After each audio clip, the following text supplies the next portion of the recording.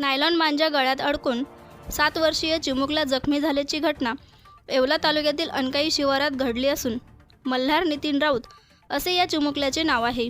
मल्हार हा आपल्या आजोबासोबत चांदगावहून अनकाईकडे दुचाकीवर आपल्या आत्याला भेटण्यासाठी जात असतानाच कटलेल्या पतंगाचा मांजा त्याच्या मानेला अटकल्याने त्याचा गळा कापल्याने गंभीर जखमी झाला आहे। त्यास त्वरित रुग्णालयात आणले असता या चिमुकल्याला 40 टाके पडल्याची माहिती डॉक्टर चंडालिया यांनी दिली आहे। आता येवला शहरानंतर ग्रामीण भागात देखील नायलॉन मांजाचा सर्रास वापर होताना दिसत असून या मांजावर कधी आळा बसतो हे बघणे आता महत्त्वाचे ठरणार आहे।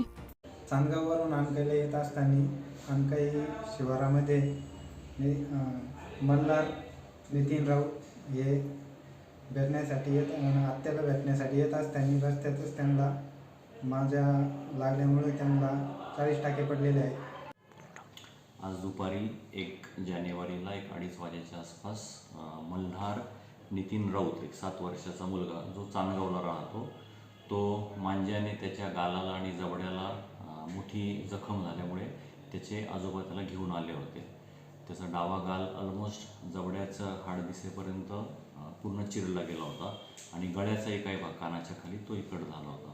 बऱ्यापैकी ॲक्टिव्ह ब्लीड होतं। त्याला आपण ऑपरेशन थिएटरमध्ये घेऊन सगळं हिमोस्टॅसिस अचीव करून त्याला 2 ते 3 थरामध्ये न विरघळणाऱ्या टाक्यांनी स्टेपल्स वगैरे ते सगळं क्लोज केलं आहे। टाईट ड्रेसिंग देऊन त्याला आता वॉर्डात तो ॲडमिट आहे।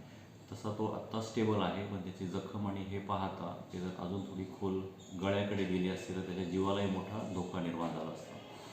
नायलॉन मांजा फार धारदार असल्यामुळे ह्या जखमा जनरली डोक्याच्या, कपाळाच्या किंवा गालाच्या किंवा गळ्याच्या लेवलला होतात। त्यामुळे आपल्या माध्यमातून मी पुन्हा सर्वांना आवाहन करतो की नायलॉन मांजाचा वापर टाळावा।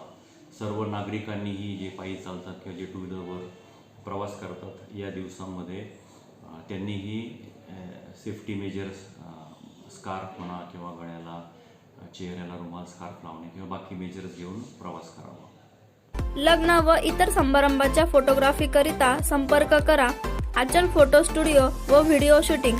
संपर्क संतोष बटाव, बुंदेलपुरा, येवला। Mobile number 98 50 57 67 69।